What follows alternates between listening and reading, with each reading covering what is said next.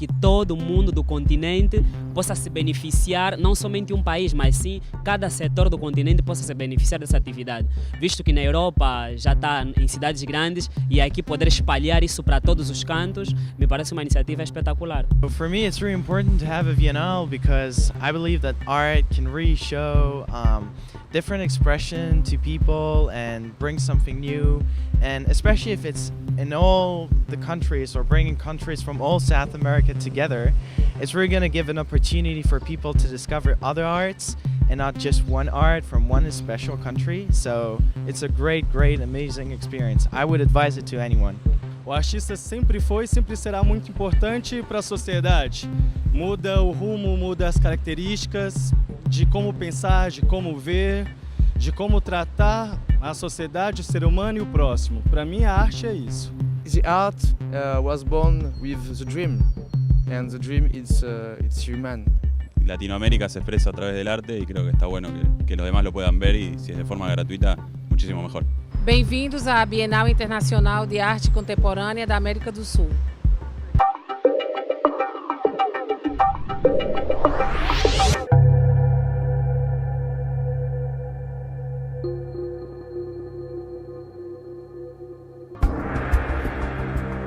Tadeu Chiarelli, diretor superintendente da Pinacoteca do Estado de São Paulo.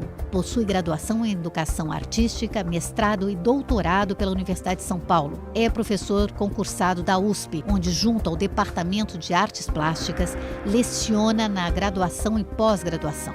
Também é orientador junto ao Programa de Pós-Graduação de Artes Visuais. Foi curador-chefe e chefe do Departamento de Artes Plásticas do Museu de Arte Moderna de São Paulo. Coordena o Centro de Estudos de Arte e Fotografia e o Grupo de Estudos em Crítica e Arte e Curadoria, ambos no Departamento de Artes Plásticas da ECA USP. Foi diretor do Museu de Arte Contemporânea da USP.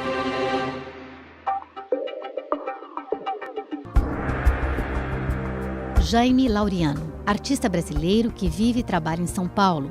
Estudou no Centro Universitário de Belas Artes de São Paulo. Seu trabalho examina as estruturas de poder contidas na produção da história. Realizou inúmeras exposições e sua obra pode ser encontrada em importantes coleções como a do Museu de Arte do Rio, MAR, e o Museu da Pinacoteca do Estado de São Paulo.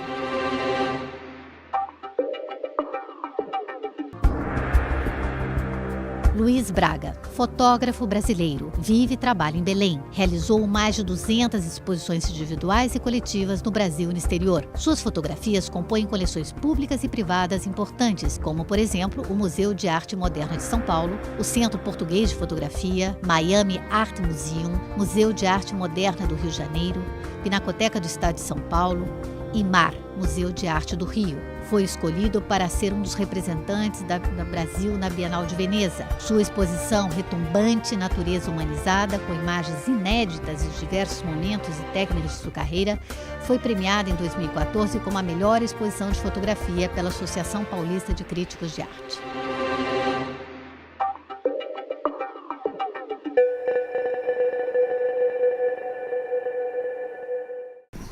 Passado os currículos, a gente poderia entrar direto no tema dessa mesa, cujo título é Territórios, e que não está isento também da presença do tema da mesa anterior, que é trânsito. Eu acho que existe uma conexão muito forte entre as duas questões. Nesse sentido, para agilizar a nossa atuação aqui, eu passaria a palavra, obedecendo essa lógica, passaria para o Jaime. Vamos começar com o mais novo, depois para o mais experiente. Jaime, por favor, eu queria que você falasse o seu trabalho. Boa tarde. O convite da Bienal Internacional de Arte Contemporânea da América do Sul e da Pinacoteca do Estado. Para a gente estar aqui nessa tarde, eu vou apresentar um pouco da minha produção recente com esse recorte de territórios. A colonização brasileira e os seus reflexos na sociabilização das sociedades contemporâneas brasileiras. Então eu vou passar algumas imagens das exposições e alguns trabalhos que eu vou comentar. Eu começo com a mais recente, que foi uma exposição realizada dentro do Centro Cultural Banco do Brasil, no Rio de Janeiro, entre os meses de outubro e novembro de 2015. Nessa exposição, eu tentei investigar como as disputas territoriais, vindas desde o período colonial e da nossa colonização, refletem hoje na forma como o espaço público brasileiro e a sociabilização deles é sentida. Então, para isso, eu investiguei, a exposição chama Nessa Terra se implantando tudo dá, partindo dessa frase atribuída a Pero Vaz de Caminha na Carta de Vera Cruz, só que essa frase não se encontra nessa carta. Então, pensar que essa frase, que resume muito da história do Brasil, é uma ficção, me fez pensar em toda essa ficção de construção e invenção do Brasil. Aqui são algumas fotos da exposição.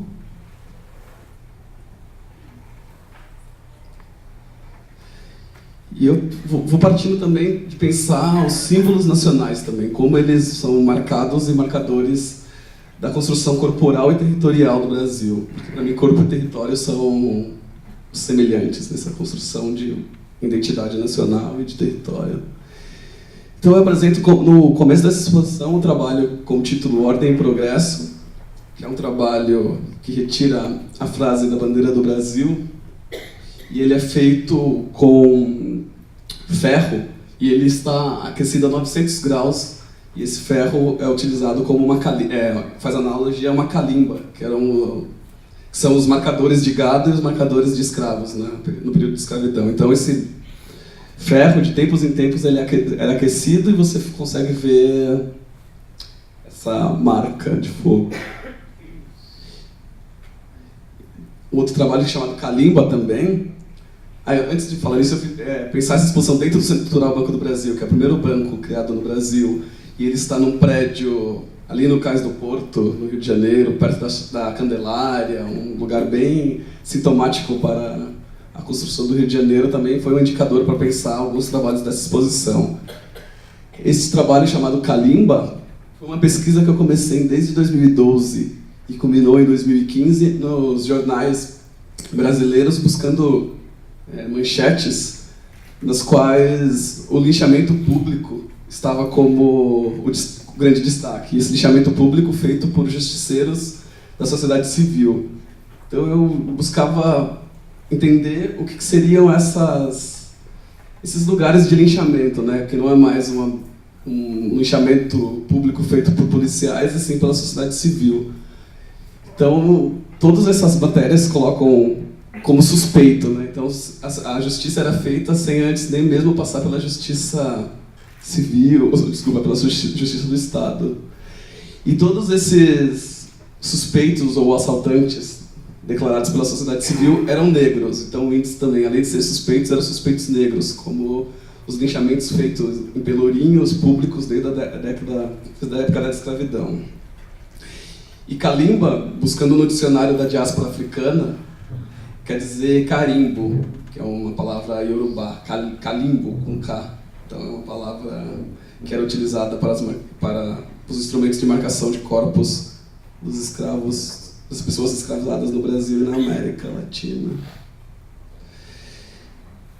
Esse é um outro trabalho que surgiu muito esse trabalho, para contextualizar, ele surge do incômodo que eu senti visitando alguns museus antropológicos e algumas exposições que buscavam recontar a história do Brasil.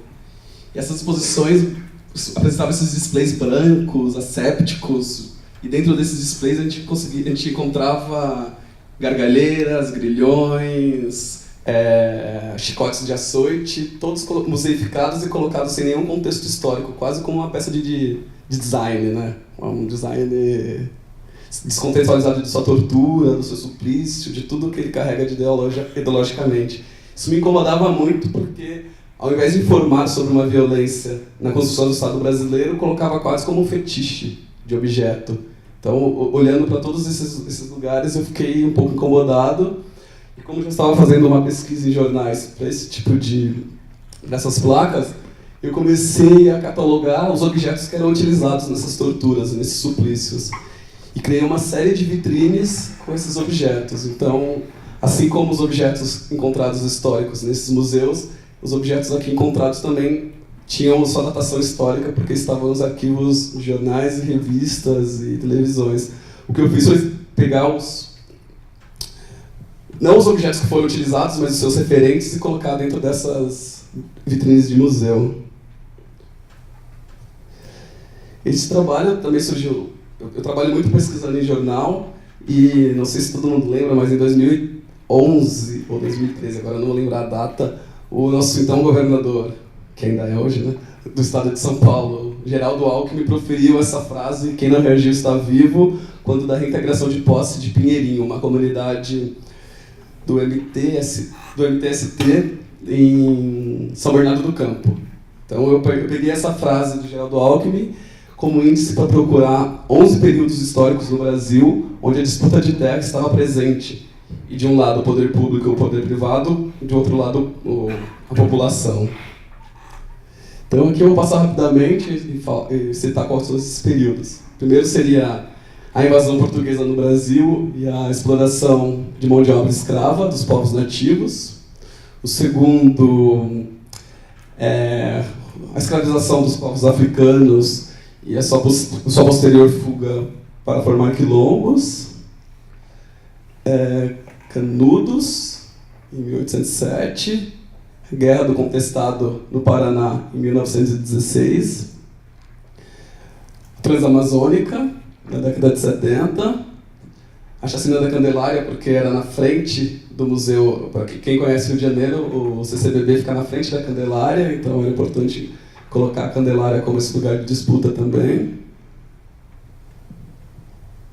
Eldorado dos Carajás, Belo Monte, mas também todas as hidrelétricas construídas através da desapropriação das terras indígenas, em nome de um progresso. Pinheirinho, de onde foi retirada a frase como índice para buscar esses momentos. A Copa do Mundo e a Olimpíada, colocando o campo esportivo como campo de batalha. E por último, na semana que eu estava montando a exposição no Rio de Janeiro, aconteceu o caso que os meninos vindos de comunidades no morro não podiam chegar à praia se não tivessem dinheiro para passagem de ida e volta e o mínimo de dinheiro para um lanche. Esse era o índice que a polícia tirava ou não as pessoas do ônibus. E esse trabalho ele é apresentado em forma de uma timeline de museu, que são essas timelines que formam períodos históricos, mas na verdade não informam nada, né? Porque elas são feitas com textos bem genéricos e apaziguadores. Então eu tentei buscar, através desse display, também construir uma história que os textos eles ficam nesse meio de informar e não informar, em inglês e português.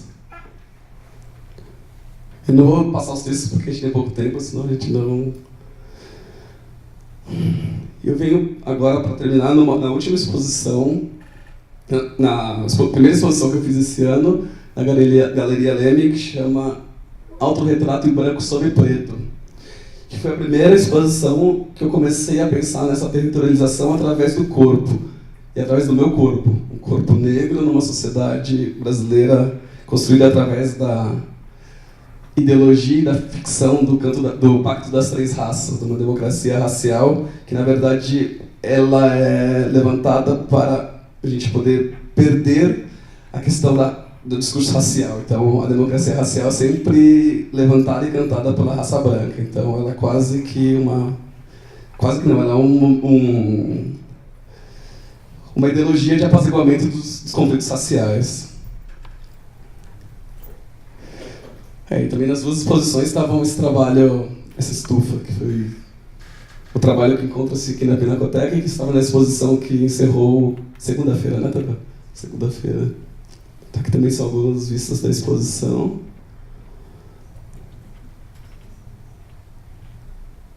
Nessa exposição, diferente da outra, eu queria focar muito mais na questão racial e na questão da escravização dos povos africanos no Brasil, e como essa escravização refletiu nas políticas públicas, policiais e de segurança pública brasileiras. E elas são refletidas até hoje na forma como o sujeito negro pode se sociabilizar na sociedade contemporânea brasileira. Por isso o nome Autorretrato em Branco sobre Preto.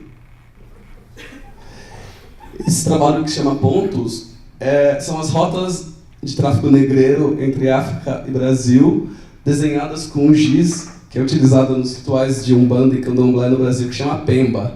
É um giz que é utilizado para riscar no chão os pontos de chamamento de santos e orixás. Então eu peguei esse giz e comecei a desenhar essas rotas, porque para o surgimento das religiões afro-brasileiras teve que ter tido primeiro essa violência da escravização. Então ela é uma resistência a uma violência.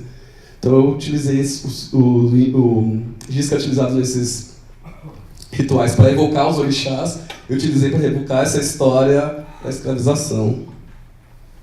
E as pessoas iam andando na exposição e iam apagando essas marcas, como a história da escravização quer ser apagada no Brasil, seja pelo hino da proclamação da República, seja por queimar e incinerar todos os documentos sobre a escravização, enfim. Aqui repete-se o procedimento, só que dentro de um tecido preto. Então, também é feito com giz, como uma mortalha, como uma bandeira, como um mapa. E só é evidenciado as costas desse país, não são desenhados o país em si. Só a interligação entre eles através desse Atlântico Negro. De novo, utilizando esse giz, eu desenho o primeiro mapa das capitanias hereditárias brasileiras, que é onde forma essa privatização do espaço público. Então, o Brasil é uma invenção privada que depois pretende ser pública, mas nunca se efetiva como um espaço público. Então, ele já começa na sua história com a privatização e a subdivisão de países, de estados, para ser cuidados por outro que não o poder público. E ele é feito em buia, porque em buia é uma madeira de lei, que é a madeira que era só tirada na lei, que era tirada através da autorização da coroa portuguesa. Este outro trabalho, que chama Autos de Resistência, essas placas são placas feitas à maneira de placas que identificavam os engenhos de cana e de farinha de mandioca aqui no Brasil, no período de colonização e no primeiro império também. E até hoje tem pessoas cujo qual o ofício é fazer essas placas que identificam ainda fazendas hoje. E o que eu fiz foi chegar em algumas dessas pessoas, entregar algumas frases encontradas em comunicados oficiais e boletins de ocorrência da Polícia Militar Brasileira e pedir que eles esculpissem a partir da técnica que eles mais utilizavam. Então eu entregava esta frase e eles me entregavam, depois de algum tempo, essas placas. Essa é uma lei criada na ditadura militar para justificar os crimes da polícia militar, que até hoje vigora na nossa Constituição. E hoje em dia ela não é utilizada mais para justificar os crimes contra prisioneiros políticos, e sim para justificar os crimes contra a população preta e periférica. Este é uma frase encontrada no comunicado oficial da Polícia Militar do Estado de São Paulo no ano de 2013. E isso foi no boletim de ocorrência da Polícia Militar do Rio de Janeiro. Esse trabalho chamado Genocídio número 2, ele é um trabalho que fala um pouco dessa criação das religiões afro-brasileiras. Então temos desenhados embaixo todos os símbolos de orixás, feito com pemba preta, e em cima esses santos católicos que são sincretizados com esses orixás. Então a criação da Umbanda e do Candomblé, que ela é tão valorada hoje na sociedade brasileira como uma expressão da nossa cultura, ela é destituída de toda a sua primeira violência, que é a deportação de pessoas para trabalhar em situação de escravização. Então ela é quase apagado essa violência que foi feita primeiro para depois criar uma resistência. Então eu tento trazer como um genocídio a criação das religiões afro-brasileiras. Esta peça, que foi a primeira peça que eu pensei quando eu comecei a pensar essa territorialização do Brasil, essa invenção do Brasil, a partir dessa frase que não existe na Carta de Pedro Vaz de Caminha, mas que é atribuída a ele, como essa frase também resume um pouco de como foi a exploração de terra do Brasil. Então é uma estufa, que tem um pau-brasil dentro, e esse quadrado de 50 por 50 foi retirado do solo do Brasil. Então eu tirei um pedaço do solo do Brasil, coloquei dentro dessa estufa, plantei um pau-brasil, e ele está crescendo há 1 ano e meio, 1 ano e 7 meses. Ele está aqui, quem sair pode virar à esquerda, ele está na parte de conservação aqui também, dá para ver como ele cresceu um pouco mais. Aí a primeira foto dele em meados de março de 2015. E a ideia é pensar como a noção de liberdade e controle está presente, né? Uma é indissociável da outra. Então, esse pau-brasil está crescendo numa estufa que tem as condições ideais para o crescimento da planta. Ela recebe luz solar de 9 até as 18 horas, irrigação de 2 em 2 horas, ela tem ventilação 24 horas por dia, então ela está sendo potencializado o crescimento dela em 4 vezes. E ao mesmo tempo que isso dá vida para ela, é o que aprisiona ela. Então ela não pode ter contato com outras situações. Quando chegar esse momento dela entrar em contato maior com um clima que não é o clima que ela está acostumada, ela vai morrer. Ela vai perder todos os seus nutrientes. Isso vai acontecer no momento que ela tiver uma estrutura muito grande para abrir os vidros, quebrar o vidro que a contém. Ou então, a segunda possibilidade, porque eu fiquei pesquisando com agrônomos, com botânicos, para ver qual que eram as possibilidades, ela chegar a um ponto que ela não consegue mais crescer e através do atrofiamento de suas raízes ela vai perdendo nutrientes e também morre. E dentro do acordo que nós tivemos na Pinacoteca, ela vai ficar exposta por um tempo mesmo morta, para poder mostrar esse mausoléu. E depois pode ser refeita ou não, a partir do que o diretor atual do museu achou interessante. E esse outro trabalho, chamado Tratado, é uma réplica de um pelourinho. Não sei se todo mundo sabe o que é o pelourinho. O pelourinho eram madeiras de açoite para prender as pessoas em situação de escravização para serem açoitadas por chibatas. Então ela é feita também com uma madeira de lei, que é a madeira cumaru, e ela é içada e jogada em cima de um espelho. Então esse espelho ele é quebrado por essa madeira, e quando você olha para baixo você vê a reflexão do espaço arquitetônico repetido por esse espelho, mas ao mesmo tempo todo quebrado por essas rachaduras causadas por esse pelourinho. E para acabar, a primeira estante do suplício, que foi quando eu comecei no outro eram as pedras de apedrejamento e neste eram algemas contemporâneas. Muito obrigado.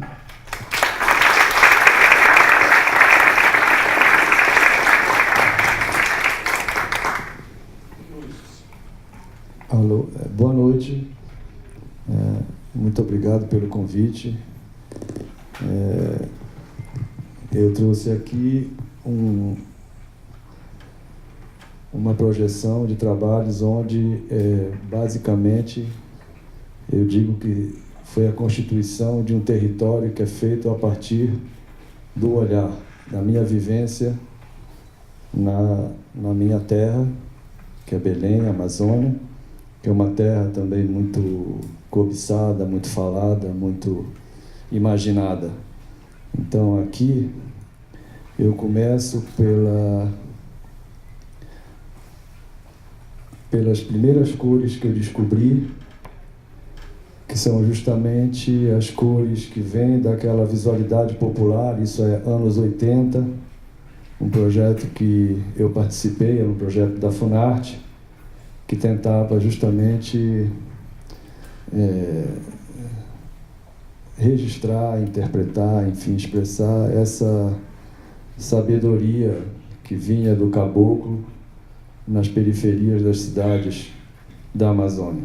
Então eu viajei por diversas cidades, na época acompanhado do hoje finado Osmar Pinheiro de Souza, e viajamos pelas cidades e justamente eu me senti um privilegiado por poder ter este contato e aprender com essa cor que vem do povo, da sua necessidade de, digamos assim, tatuar com suas cores, os seus objetos de afeto.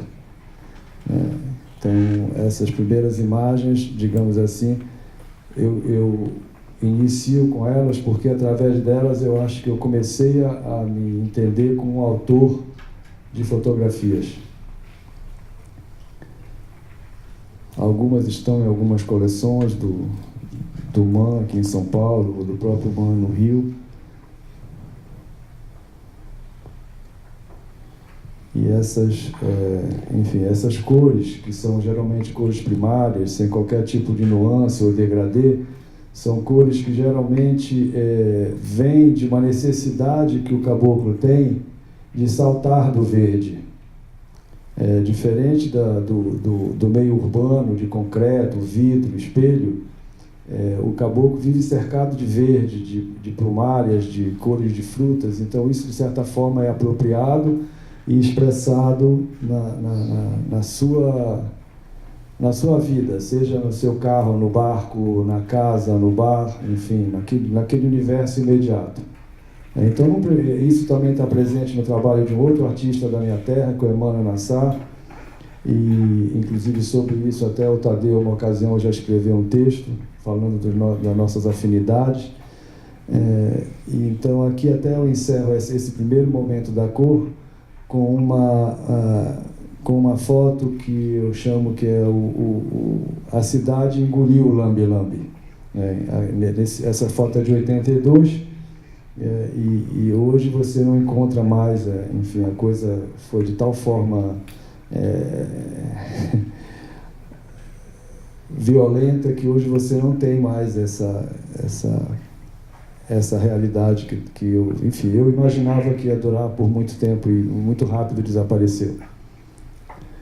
Num segundo momento, já me interessei pelas temperaturas de cor. Eu estou falando de momentos e passos onde eu fui constituindo um território que, na verdade, se você traçar um círculo, ele não tem mais do que 50 quilômetros de raio. Então, a minha fotografia, ela circula em torno praticamente das mesmas questões, se expandindo através de abordagens e de uma inquietude técnica também, né? Então aqui a gente, nesse momento eu estava muito interessado em investigar as temperaturas de cor, as subversões possíveis, né, de usar os filmes daylight diante de uma realidade que não foi feita para eles e causa justamente aquelas situações de verde e de contrastes exacerbados. Isso é um barco, isso foi feito durante a Eco 92 para um workshop que foi feito com o Instituto Goethe, que foi exibido no Museu de Arte Moderna do Rio.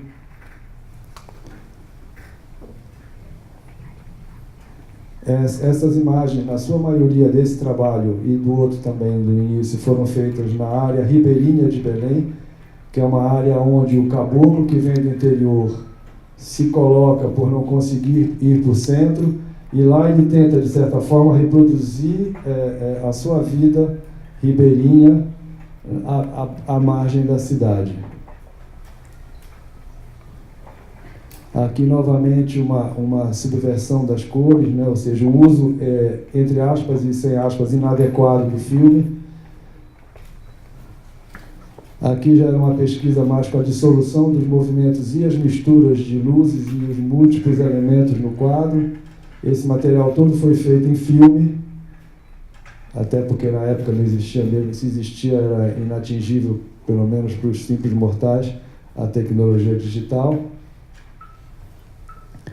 E de tanto eu, enfim, rever e ver esse trabalho, eu fui percebendo que, embora eu seja branco, more no centro da cidade, o meu pertencimento dessa realidade toda se dava pelo afeto. Muitas vezes eu fui até, de certa forma, patrulhado por não ser negro, por não ser caboclo. Eu me lembro que uma vez eu cheguei numa visita aqui em São Paulo para apresentar um portfólio e a pessoa se espantou, disse: mas você nem parece índio. Eu falei, então eu esqueci o meu cocar em casa, entendeu?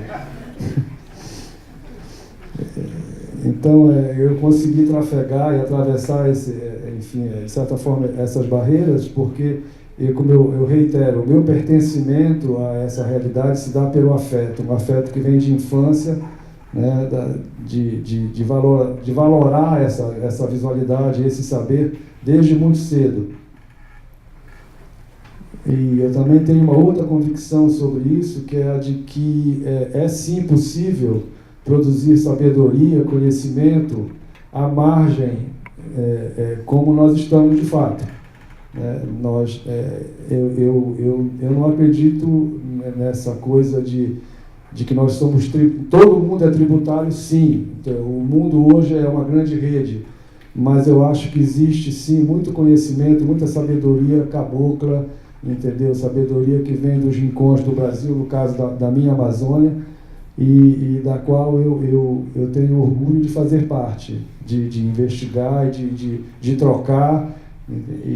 Quanto mais eu observo na forma de viver das pessoas, na sabedoria que elas têm de conviver com o seu lugar, de driblar as adversidades. Hoje em dia eu me concentro muito em trabalhar na Ilha do Marajó, onde você não tem as facilidades de convenience store na esquina, onde se você quebra alguma coisa, você tem sim que improvisar, ser criativo. São todos engenheiros, são todos médicos, são todos pajés. Essa é uma das fotos que estava na minha última exposição e que é dessa época também. Que é importante também dizer que no momento que eu estava fazendo esse trabalho, o Brega não estava no horário nobre. Ele não frequentava a TV aberta nem fechada. Ele, muito pelo contrário, em muitos lugares onde eu apresentei o trabalho, ele foi mal visto, porque ele, obviamente, estava apresentando uma coisa que era, entre aspas ou sem aspas, de mau gosto. Porque se achava, enfim, do ponto de vista, enfim, como se fosse o bom gosto. Aqui eu queria fazer um parênteses para falar do quanto que a cumplicidade do fotografado, a cumplicidade das pessoas que vivem lá. Essa foto está na exposição da infância, Histórias da Infância, que está lá no MASP. Tá? E eu queria reiterar o quanto que o acolhimento e a cumplicidade das pessoas me ajudou na constituição desse território. Sem o acolhimento, sem a cumplicidade delas, seria impossível viabilizar e realizar o trabalho da forma como eu realizo, entrando na vida das pessoas, trocando com elas, não só eu, como diversos fotógrafos que trabalham lá, como a Paula Sampaio, a Elza Lima, o Gui Veloso e tantos outros. Quer dizer, eu considero inclusive isso, esse caráter hospitaleiro, acolhedor, fraterno, que existe na minha região, não mais na minha cidade, infelizmente, que é uma cidade hoje violenta, como praticamente todas as metrópoles brasileiras. Mas ainda no interior, onde hoje eu me refugio, existe uma compreensão que estava posta, né, eles nunca leram Susan Sontag, mas eles sabem que quando você enquadra, você está valorizando, você está atribuindo valor. Então você é recebido com uma pessoa que lhes está valorizando. Essa foto estava na minha última exposição também. Essa estava ao lado dela.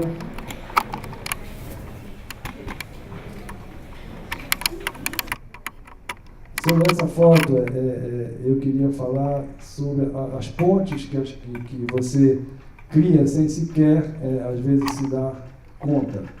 Essa foto, ela está no meu livro, no livro que foi lançado no ano passado, e ela tem uma história. Eu não gosto muito de transformar, eu sou contra aquela coisa do fotógrafo herói, sabe? Aquele, eu matei 3 jacarés, o meu barco naufragou, eu escalei uma montanha. Eu acho que não é isso que faz uma grande fotografia. A fotografia é o que ela é. Mas essa fotografia, ela tem diversas camadas que eu confesso que no momento que eu fiz, talvez eu tivesse intuitivamente essa noção, mas isso não era claro para mim. Quando essa foto foi publicada na revista da Gol, para divulgar o lançamento do livro, eu recebi pelo Facebook, que eu uso muito para isso, eu acho que para mim é uma grande ferramenta de retornar e receber feedback das pessoas que eu fotografei há 10, 15, 20 anos atrás.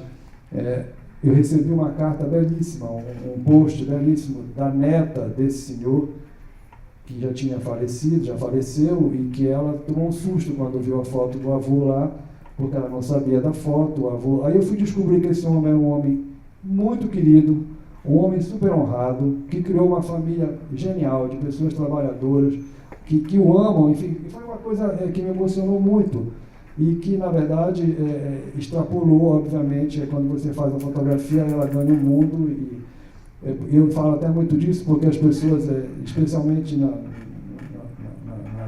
no meio mais urbano, das grandes metrópoles, elas se preocupam muito com o tal do documento de autorização de imagem. Ah, mas você tem papel dessas pessoas? Eu falei, eu jamais vou fazer o meu trabalho levando um advogado e 2 seguranças. Eu e a minha câmera, nem assistente eu tenho. Porque eu acho que você transitar nesse meio, você tem que ser, se possível, transparente. Sabe? Eu acho que, claro que isso é arriscado, cada dia mais arriscado, mas eu nunca sofri nenhum tipo de problema, muito pelo contrário. Quando eu recebo feedback, é desse tipo. Isso realmente, obviamente, não muda nada na foto, mas muda em mim como homem. Essa foto também estava na outra exposição. Essa está no livro, estava na exposição do Sesc, no ano de 2014. Essa está aqui no acervo da Pinacoteca, faz parte da coleção. Essa aqui também está na Pina. Essa outra história, quer dizer, a moça que trabalha lá em casa, eu adorei porque ela foi folhear o livro do Sesc, o catálogo do Sesc. Aí quando eu vi, ela deu um grito. Ela falou, não, olha o Marajó. Esse cara mora do lado da casa dela. Claro que hoje em dia ele já é um senhor e tal. Aí já mandei o catálogo pro cara. Quer dizer, isso talvez seja assim o grande bônus de viver há 59 anos na mesma cidade e trabalhar há quase 42. Quer dizer, você acaba tendo esse bônus, esse ganho de poder retornar às pessoas e receber um pouco do que elas têm para... Então isso acaba se constituindo, eu só estou falando disso porque o território, para mim, ele é uma grande rede, feito de pontes, entendeu? De idas e vindas, e de muitas camadas de conhecimento e de sabedoria.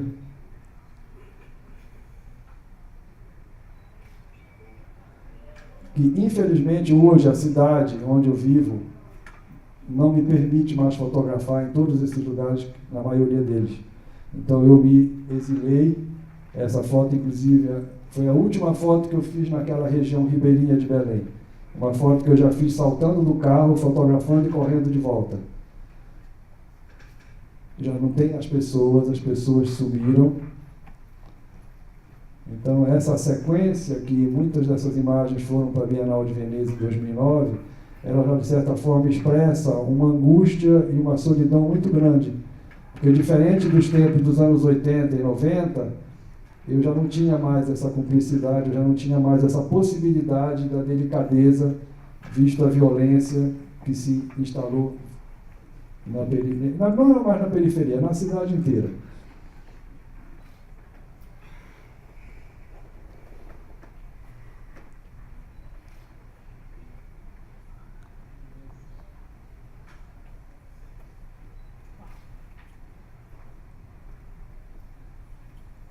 Esse momento é uma coisa que eu tenho falado em diversas oportunidades, tem interferido demais nas possibilidades dos artistas e principalmente dos fotógrafos de adentrarem, registrarem, interpretarem e trocarem com essas realidades. Ou seja, é uma forma violenta de censura, uma censura que já não é mais aquela da Solange que saía no certificado antes dos filmes. É uma censura feita pelo tráfico, pelo chefe do tráfico, que não te deixa mais entrar, você não consegue mais exercer o teu trabalho. E isso é sim uma censura. E não sou só eu, até os repórteres, os fotojornalistas experientes já não conseguem entrar, o carro do jornal não entra, o carro da televisão não entra. Então, a realidade continua interessante, as pessoas continuam dançando, casando, tendo filhos, brincando, amando, festejando, mas elas não têm mais a possibilidade de fazer essa troca que me proporcionava nos anos 80 e 90. Ou seja, é como se fosse uma película de blindagem que impedisse o acesso. A minha esperança era de que os dispositivos celulares permitissem que fosse feito um registro dessa realidade a partir das imagens deles. Claro que isso existe, mas isso não está sendo trabalhado, enfim, sistematizado de forma a ganhar o mundo. Quer dizer, ele ganha de outra forma, né? Obviamente no Facebook, Instagram e tudo mais. Enfim, por fim, eu acabei encontrando um outro recurso, que é o que eu estou encerrando aqui, que é justamente a tecnologia de infravermelho, e que eu desenvolvi também nessa época de angústia para poder, enfim, expurgar essa minha aflição de não mais conseguir trabalhar nos lugares onde eu, enfim, fui muito feliz. Então eu fui buscar, curiosamente, na floresta que sempre me cercou, um diálogo que eu não tinha. Se vocês tiverem percebido nas fotos anteriores, a mata praticamente não aparece. Aquela exuberância das árvores gigantescas, dos rios, das matas, isso praticamente não estava presente no meu trabalho, curiosamente, até por uma bobagem minha. Eu achava que aquilo era uma coisa muito National Geographic, muito foto de cartão postal, então não me interessava fazer, então eu não abordava mesmo. Então, com essa ferramenta do infravermelho digital, eu acabei conseguindo uma possibilidade de chegar na floresta. E aí ela entra no trabalho e entra para valer. Isso já foi na Ilha do Marajó. Isso aqui essa foi a foto, assim, dessa série, a foto que mais me deu, assim, aquele momento que você eleva o espírito, sabe? Quando você se encontra com uma possibilidade de te expressar, né? Era como se fosse uma angústia muito grande que ela explode nessa foto. Porque é bom que se diga que essa técnica ela foi desenvolvida pela Sony para fotografar no escuro total. E eu, como diz o caboclo lá, eu pelejei até que eu consegui trazer ela da noite para o dia.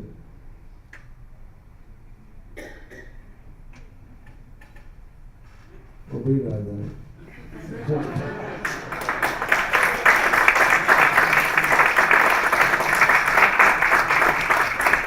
Vamos passar o microfone para você, por favor, que está gravando. Oi, Luiz, eu gostaria de saber a partir de que momento e como você definiu o seu estilo de trabalho. Ao longo desses anos todos, aquele momento que você falou, vou seguir essa linha como profissional de fotografia, porque eu amo fotografia, por isso que eu gostaria de saber. Por exemplo, eu tenho todo um trabalho em preto e branco em cima do homem e seu ambiente, que eu tinha até trazido, mas quando eu vi que o tempo estava correndo, eu cortei ele todinho. Que eu chamo de que é o alicerce, digamos assim, falando do ponto de vista de arquitetura, que é a minha formação, foi a faculdade que eu fiz e eu acho que devo muito a ela.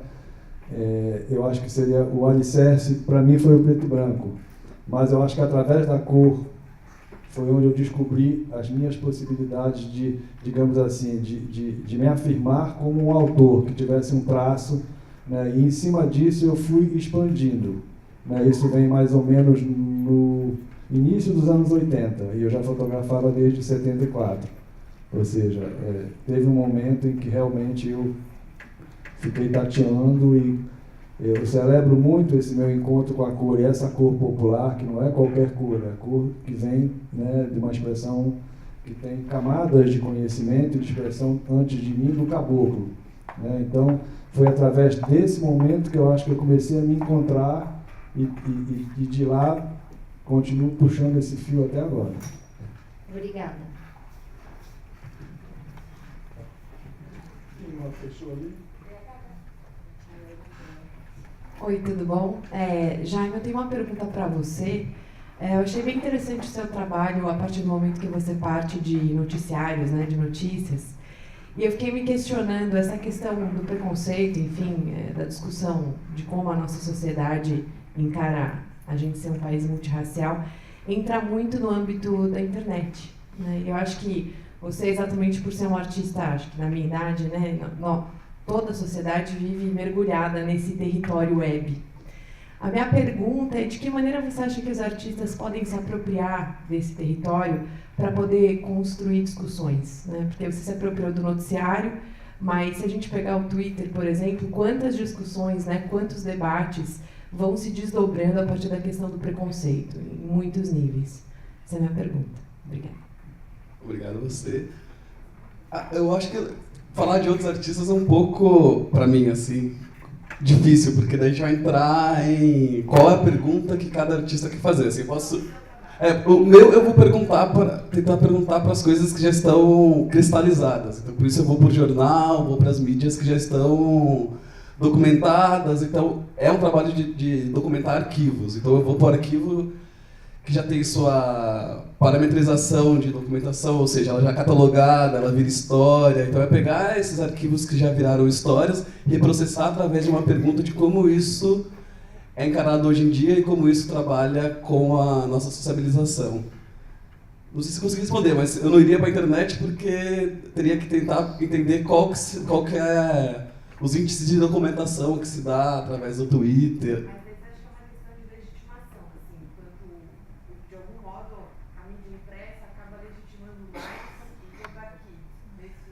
Eu trabalho com história, então, como história, eu vou tentar pegar os lugares que já estão, não sei se legitimados, mas sim com regras claras de documentação. Então, o que entra, o que não entra, isso é através de uma ideologia. Então, a ideologia do jornal é dada através desse parâmetro, na década de 70, na década de 80, na década de 90. Então, é olhar esses arquivos, entender quais são os índices de catalogação em cada período. Por isso que eu acho que a internet, por não ter esses índices de catalogação ainda, ou eu desconhecer, eu não vou trabalhar. Obrigado a você. A minha pergunta vai para o Luiz. Eu não sei se eu vim para cá esperando um debate intelectual sobre América do Sul, integralização, visão comum, e vendo aqui a projeção da sua obra, a parte das harmonias cromáticas me tocou assim profundamente. Eu fiquei aqui sensibilizado com a sua sensibilidade cromática e reconheci de plano a influência da nossa arquitetura e das cores que emanam de uma realidade brasileira. Você assim, enxerga isso com toda a clareza.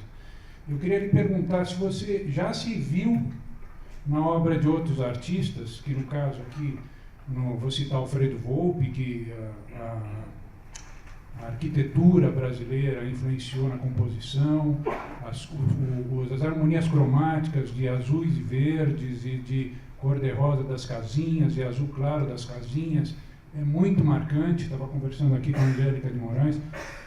A sua obra, do ponto de vista cromático, ela é impactante e me pegou desprevenido aqui, fiquei até emocionado. Eu gostaria de saber se você já se viu na obra de outros artistas influenciados justamente por essa arquitetura e por essas harmonias cromáticas. Bom, obrigado. Bom, se eu conseguir jogar essa ponte, eu já estou muito feliz, porque,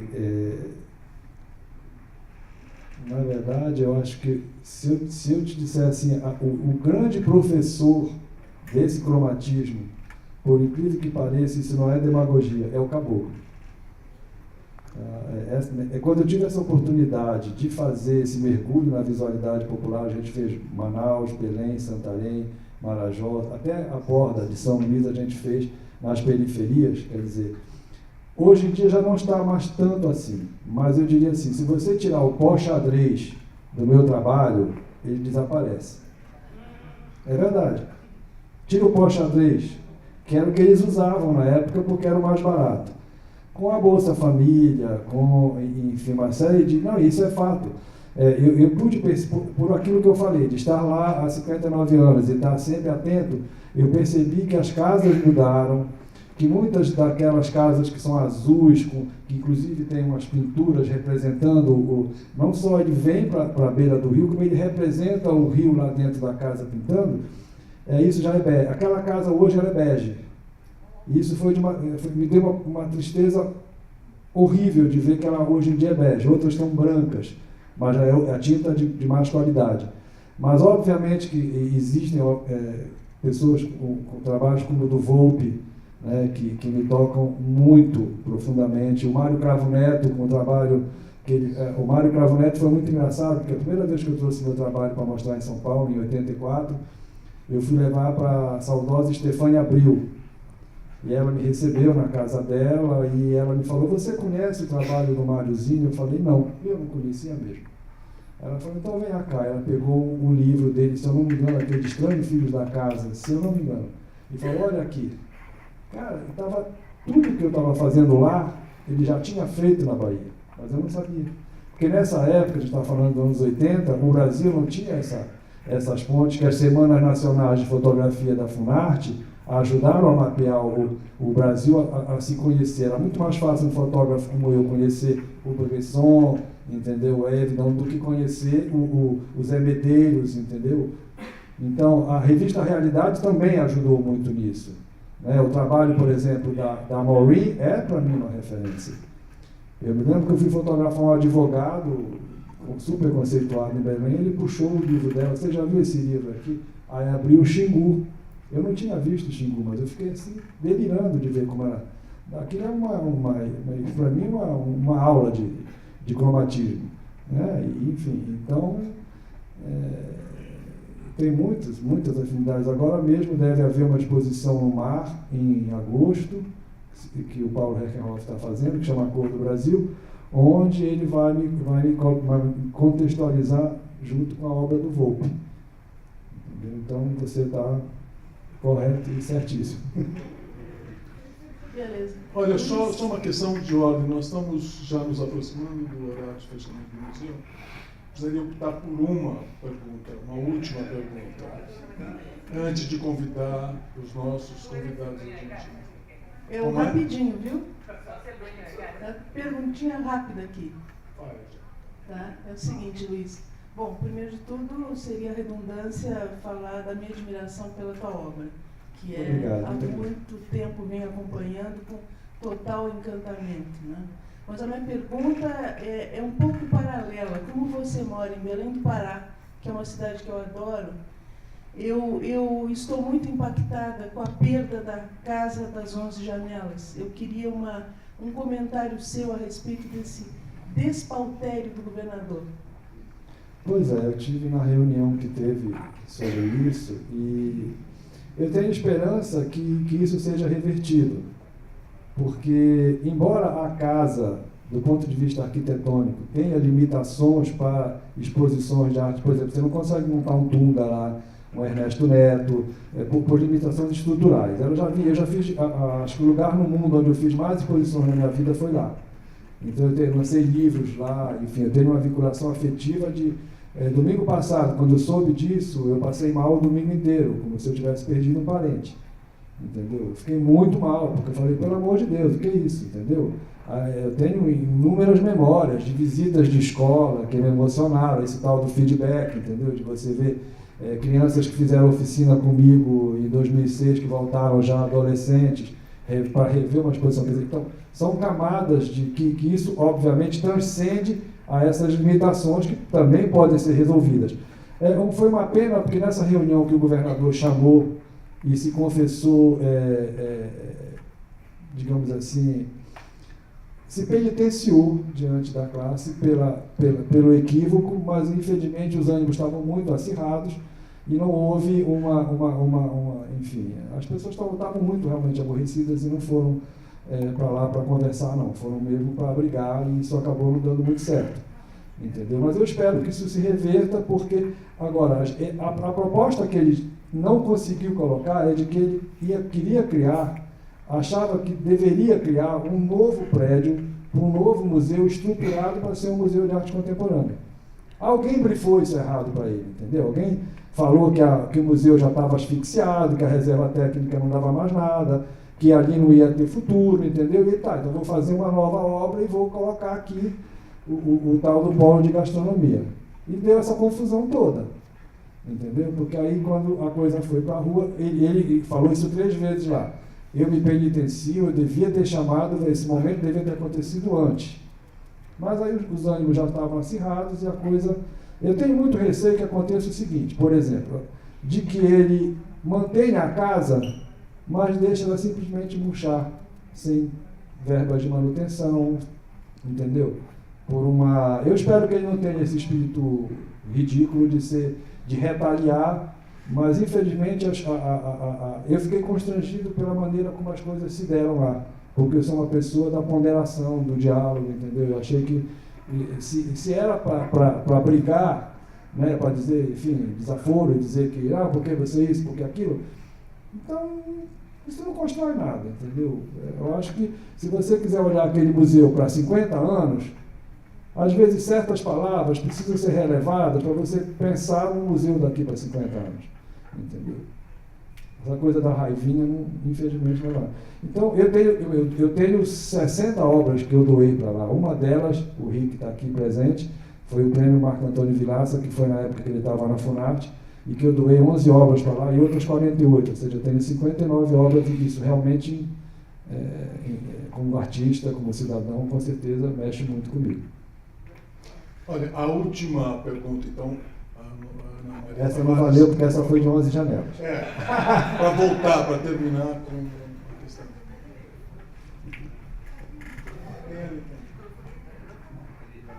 Bom, eu tinha duas perguntas, mas eu não vou ser gulosa, vou fazer uma só. Depois eu converso com o Luiz, tudo bem.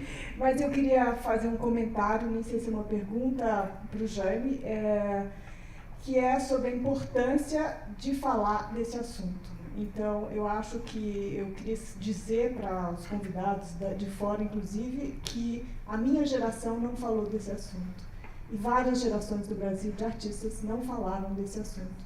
Então, eu acho extremamente importante que você venha com um trabalho hoje, jovem artista, com uma carreira aí, tratando dessas questões e não compactuando com um certo branqueamento da produção de arte no Brasil.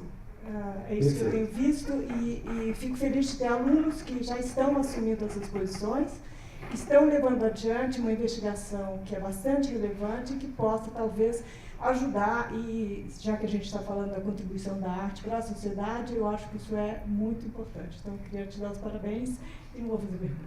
Muito obrigado. Muito obrigado. Luiz, olha, gente, sem brincadeira, falta menos de 5 minutos para 6, nós temos a estrutura do museu.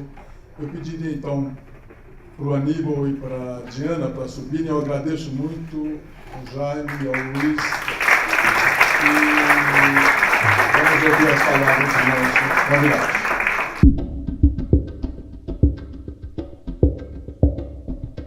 E é interessante pensar na Bienal Internacional de Arte Contemporânea da América do Sul como um lugar de borrar esses territórios, de destruir as fronteiras, destruir os fluxos. Então é interessante ver como ela está sendo feita durante esses 2 anos em vários países de língua portuguesa e de língua espanhola que configuram a América do Sul e como também na hora de mostrar os trabalhos vai estar nesses lugares. Para mim é uma tentativa política de desconstruir as fronteiras criadas pelas invasões portuguesas e espanholas no continente da América do Sul.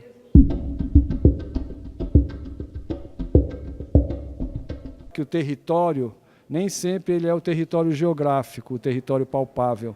Às vezes ele é um território que está dentro de você e que você, através da sua arte, consegue estabelecer uma ponte para o outro. E eu fiquei muito feliz na exposição de perceber que existem muitas pontes possíveis, né, de que tudo no final é a mesma coisa, né, tudo são pessoas tentando falar dos seus lugares, né, e usando, claro, a sua técnica, cada um da sua maneira.